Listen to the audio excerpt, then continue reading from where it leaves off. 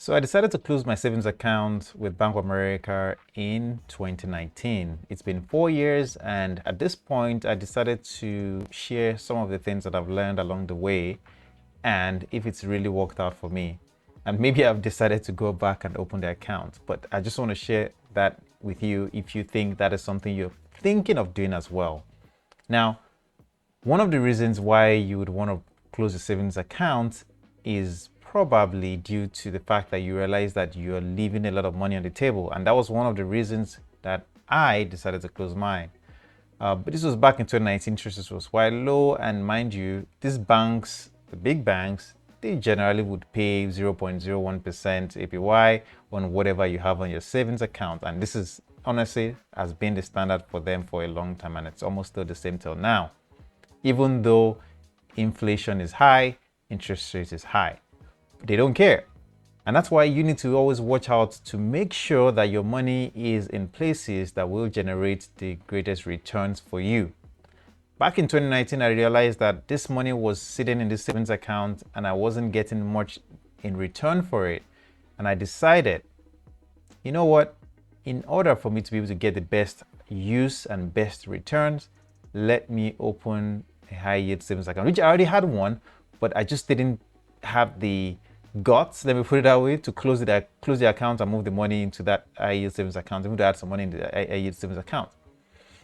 Now, the reason being the second reason why I decided to close it was because I realized that the money was sitting in that account for almost 2 years or so, and I realized I wasn't using it. And although this was considered, say, an emergency fund of money that you would have access to right away, unfortunately, most of these banks do have restrictions on how much you can actually take. And what happens is that if you decide to take all that money for, let's say, an emergency, they would start penalizing you with fees, especially if you drop below a certain threshold. Some of them would say maybe it'd be not lower than 1,000, some would say maybe not lower than 500. But the point here is, if you needed that fund for an emergency, why do you have it in a savings account if you can use it? And that was one of the things that really drove me crazy about it when I realized, okay, so even if I use this money, I will end up being penalized because I withdrew the money that belonged to me. So that was my second reason.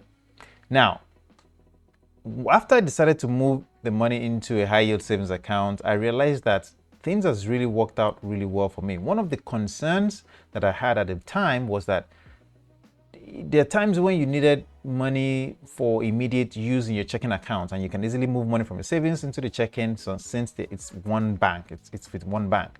Now with having a high yield savings account with another bank, that means you have to do a transfer, and it might take a day or two for it to reflect. And all those issues were things that I was thinking of that really held me back from proceeding with opening another account. But what I then realized is this: after 4 years of doing this, I realized it's actually not a problem. If you're thinking of doing this same thing, or if you're thinking of closing your savings account for maybe similar reasons like mine, then you need to just understand that there needs to be a bit more planning. So in this case, if you have automatic deductions from a checking account, or maybe you use your credit card to make your payments and then you transfer back to pay off your credit card, then you just need to plan ahead to make sure that you don't incur or go below certain numbers in your checking account. In this case, if you don't want to overdraw your account, for example, you just want to make sure that you have enough to cover the funds or the expenses that you're about to incur. Now, that's something that I've really worked on in the past 4 years, and it's really worked out for me.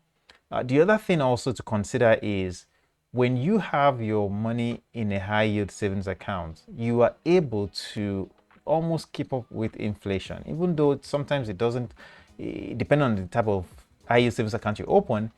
You should at least be able to get about 3% or 4% on your savings, and that's a good return. Because that is how we keep up with inflation, instead of leaving it in a savings account that is only paying 0.01% in interest every year or so. Now, again, your situation may be different. This is something that has worked out for me, and I'm really happy that I actually took that action, because it's really helped me keep the value of my money with inflation, which is a good thing. If you're thinking of doing the same thing, you could give it a try, test it out for a few weeks or maybe a few months, see if it's something that you really want to do before you finally close the account. If it's working for you, then go ahead and close it. If it's not, then you can just maybe keep it. Again, it's worked out for me. Just wanted to share that with you.